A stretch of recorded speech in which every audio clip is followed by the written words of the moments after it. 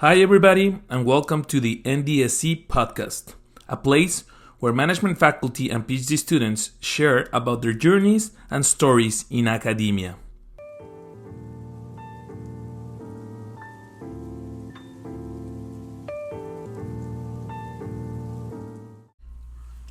Before we start this next episode, huge thanks to one of our sponsors, Karma. For anybody that maybe hasn't heard about Karma before, especially pre-doc students, new doc students, right? Karma is the consortium for the advancement of research methods and analysis. So Karma is a place where we can get, I would say, the best training, right? Especially around methods, right? So they have online workshops, videos, courses, right? And they also organize in-person trainings, right? So Karma was a huge sponsor. I think that shows the commitment there is in the field, in the management field, and from organizations like Karma to really train PhD students, right? And even junior faculty and senior faculty, kind of like with state-of-the-art methods, right? So thank you very much to Karma for all their support, for sponsoring the New Doctoral Student Consortium this year at AOM. We really appreciate it. And if you haven't heard about Karma, I'm going to add the link to their website at the bottom of our podcast episode, and you can check them out. Check the courses, check everything they do, and they have also a partnership, right, where if you are a AOM member, you have a lot of access to a lot of their content. So thanks again, Karma, one of our big sponsors. Hi everybody, welcome to this new set of episodes that we're recording live from the Academy of Management annual meeting here at Boston. So I'm here with my colleague Beatriz, who started helping me out, and she was part of the peer fees interview. And our guest today is Jennifer Nahrgang from Iowa University. Quick intro about Jennifer: I met her during my MBA program at Arizona State, and she was super helpful for me through kind of like understanding all this process of applying to PhD programs, what to consider and everything. So I'm very happy to have her here because she gave me a lot of advice when I was looking into PhD programs. So now she can share that advice with more people because it was, I think, fundamental for me to have a good kind of like application process and kind of like know what needs to happen. So thanks, Jennifer, for being here with me, with Beatriz. Thank you for the opportunity.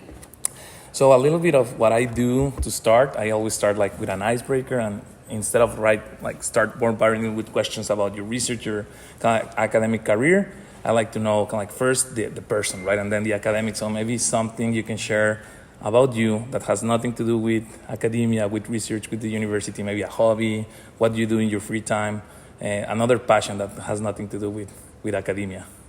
So probably one of the more unique things about me is I was married at Wrigley Field, where the Chicago Cubs play. And I also have season tickets to the Chicago Cubs. So I watch a lot of baseball with my husband. So, yeah. That's pretty awesome. So I don't remember what was it like the GOAT course, or like there was like this course, right? Because the Chicago Cubs time. The GOAT course is is actually, I think, Boston. But yes, it took 108 years for the Chicago Cubs to win a World Series. Yeah. So yeah. Now is a good time to be a Cubs fan, yes. Yeah, absolutely. So. Perfect. That's a very nice. I didn't know that, so that's awesome. So the first question is, what brought you to this career, right? Like, what was your process on, I want to become an academic, a researcher, a professor? How did that look for you and your mom? So I was fortunate that my undergrad's from Oklahoma State, and I got to know a lot of my professors as an undergrad, which doesn't always happen. But I was able to get to know them, and I always thought it looked like a really fun career. What I didn't know, because a lot of them had stayed at Oklahoma State, is that it's much more of a dynamic career than I expected in terms of people moving, and I really didn't understand the research aspect. I just saw kind of the teaching aspect, but I always thought that would be a fun career to go into, and so I did work for about 5 years for ExxonMobil. And then just kind of came a point in time where it was one of those decisions where it was either I'm going to go get my PhD now, or I'll probably never have the opportunity again. So after working for about 5 years, I went back and got my PhD. And then when you, how was maybe digging a little bit deeper, right? Like, oh, I want to be more like an OB person or like a strategy person. And maybe that was before applying or once in the program, right? No, so that's an interesting question because my undergrad is actually in accounting, and there's actually a lot of former accountants I think that are now in the management professor. I'm one of them. But yeah, so so I like numbers and things like that, and I get to still do that with the statistics. But for me as an undergrad, I was also involved in a lot of different student organizations, and so things like leadership and teams were always interesting to me. I loved my OB class. I liked my negotiations class. So that's kind of what drew me into OB. So I knew before if I was going to go get a PhD, it would be in OB. I just never knew when I graduated with my master's at what point I'd go back. Perfect. So then one question that I really like to ask is, and it's kind of like a two-part question. First is, for you, what's the most fulfilling thing or part of this career of being a professor? I think this is probably going to sound cheesy, but to me, honestly, it's probably mentoring PhD students at this point. I like building their skills. I like teaching them kind of what it means to be a professor and things like that. I mean, I teach undergrads and I teach master's students as well, but it's really the mentoring of PhD students. And it's probably because I had really great mentors as a PhD student. And so I think that's one of the more fulfilling for me is to see them get their first publication and things like that. So, and in that line, I think this is maybe I'm going to put you in the spot here or a hard question, but so when mentoring PhD students, right, we might be maybe difficult, some of us maybe, right? Difficult to coach, right? Or difficult to mentor because we have our ideas, we think we're smart. Right. Or how do you deal with that? When you have a PhD student, you see there's potential there, but maybe there's a little bit of a barrier or I don't know. So how do you deal with like maybe the difficult PhD students? I'm probably more of one just to give them direct feedback. Okay. So I typically, if you want, a candid look at things, I'm usually pretty candid with people and pretty open. So I think in most cases, I think PhD students, the biggest thing for me that's helpful for a PhD student to have is a learning orientation. And I think we all think we have that, but it really comes down to, can you take feedback? Are you willing to dig in and learn some really hard things sometimes? And to be resilient as well. So, nice. Yeah. And so the other part of that question, right? This was kind of like the best, the most fulfilling stuff. What is the most challenging thing about your work or being a professor? I think it's still challenging. Actually, when I was thinking about this, obviously getting a publication is challenging. I think the most challenging thing for me lately has been finding good data from organizations and things like that. So it's really hard to go down, and get an organization and then somewhere it gets stopped along the way to where, I had an experience where I was going to collect some data within the University of Iowa and then they were going to have a dean change. And so, the old dean was like, I don't think this is the right time, I'm leaving. And so that falls through and you're trying to, get this data to help students publish and things like that. So I think it becomes difficult because you have to give something back to the organization in order to collect data. And I think that sometimes can be really challenging. And as you mentioned before, mentorship is really important. So what is one of the most helpful advices that you got when you were in your PhD program or throughout your career? So one of the most helpful, I think this applies really well for new doctoral students, is one of the things I was told by one of my professors was that you kind of, whoever kind of is in your cohort, not just at your university, but at other universities within a few years, the people you go to the new doctoral student consortium with, the people you go to other doctoral consortiums with, they're all kind of your cohort and you grow up together in the field. And so it's really important, I think, to continue to build those relationships and maintain those relationships at Academy because you never know where they're going to lead, right? And you also, there's kind of this sense that I think sometimes, especially when you get on the job market, is you think, oh, that's my competitor, right? Because we're competing for similar jobs. But that's not really, I mean, it is somewhat true, but it's not the right attitude to take, because you have no idea, like in 5 years you could be at the same university, right? And so it is a small field, and so getting to know the people, it's not just about networking upward, but networking within your peer group, that I think is really important, and that I never really thought about until they told me you grow up together. So be sure to maintain those relationships. That's really good. Yeah. And what about resources that you have in mind that would be helpful for students you can share with us? Yeah, so one of the books that I recently came across it's actually a really small book called Developing Research Questions by Patrick White, I believe is the author. And I started assigning it in my doctoral seminars because I realized we talk a lot about, oh, well, develop the research question. What's your research question? And yet we never really, even myself, after doing this for many years, was like, I don't really know where my research questions come from, or how to then develop them. How do I develop from a research question into a model that's testable and things like that? And I think that book does a really good job of thinking about what are some things that you either see in the literature or you see in the popular press, or maybe from your own experience. What's a research question that you could draw from those experiences or literatures, and then how do you make that more into a research study? And I think it's a small, not heavy reading by any means, but I think it's a really helpful resource just to think about how do you develop research questions.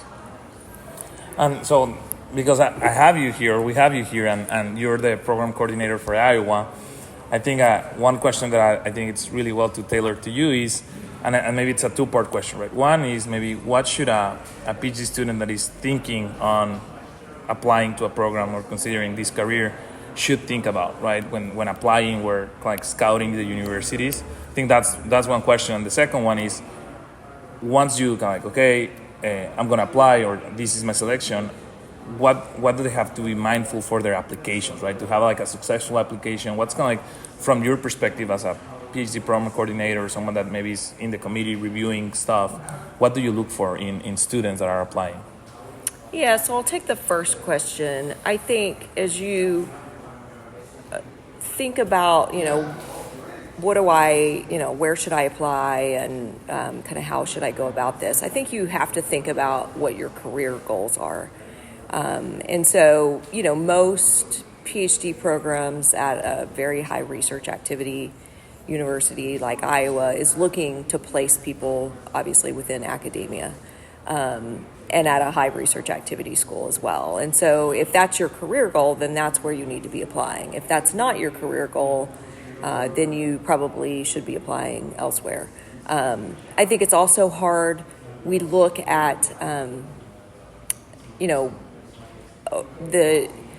the most part, high research activity schools, all of their schools are good, or all of their departments are good, but there is sometimes a disconnect between, yes, I know this school based on the U.S. News and World Report rankings, but maybe their management department is not as, doesn't publish as much as, or doesn't train PhD students for a career in academia. So I think you have to look, then once you decide on kind of different universities, you have to look at the specific departments as well and see what they're researching. In terms of applications, I think, one of the things that is becoming probably more and more important is to gain some sort of research experience. I didn't have a ton of it as an undergrad. I had worked on my honors thesis and served as an RA, but it was really, pretty simple experience. But yet, I think that what we're really looking for is, do you know what you're getting yourself into? Mm-hmm. So I don't think, you don't, there's some misconception out there that you have to have a publication or you have to have submitted something to a conference, and that's just not true, right? So I think you just have to know kind of, what am I getting into? What does it mean to be a researcher? And probably the best way is to gain some experience with that with maybe one of your undergrad professors, or if you're a master's student, it's one of the professors at your university.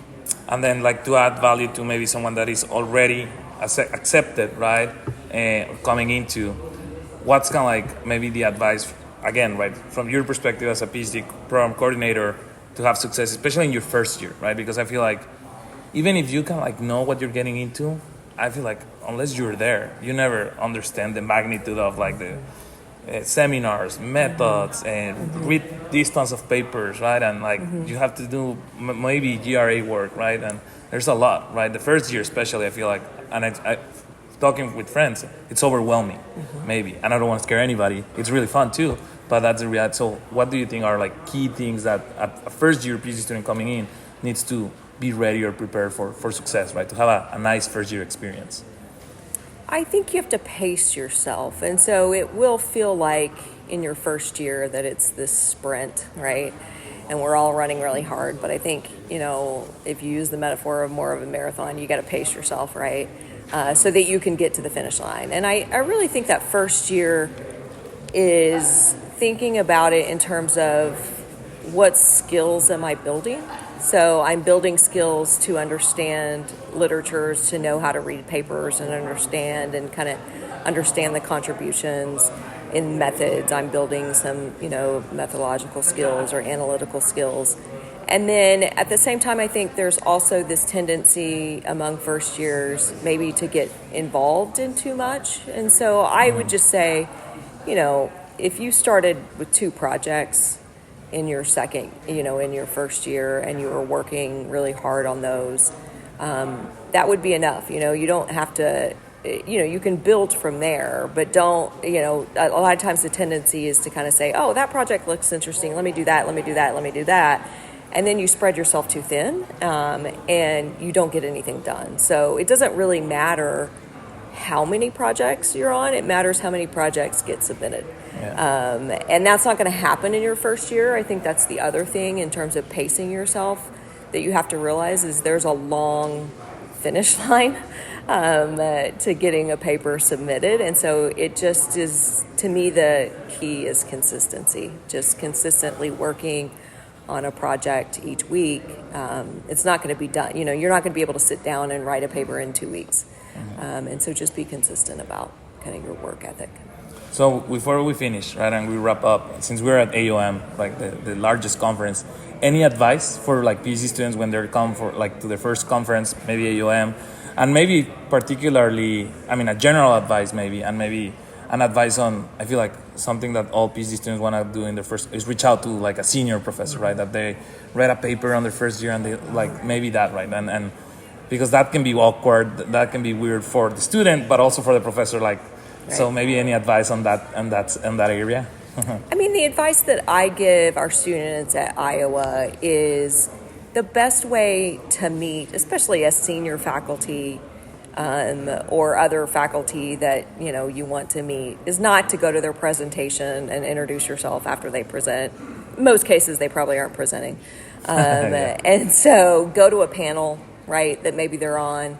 There's a lot of different roundtable around research or PDWs specific to research topics where you're going to be able to meet them one-on-one and talk about research in a more natural setting than emailing them and saying, I'd really like to meet you. Can we talk about your research? So to me, those are the things to focus on as a first-year student is go to those roundtable discussions, go to the panels, go to the Lifetime Achievement Award type sessions where you can hear people talk about their entire career and really soak that up. I think you'll learn more from that than you will from going maybe to any particular session that's presenting papers. Perfect. Well, thank you very much, Jennifer. Thanks, Beatriza. Thanks, everybody, for sticking with us. Have a great conference. Thanks.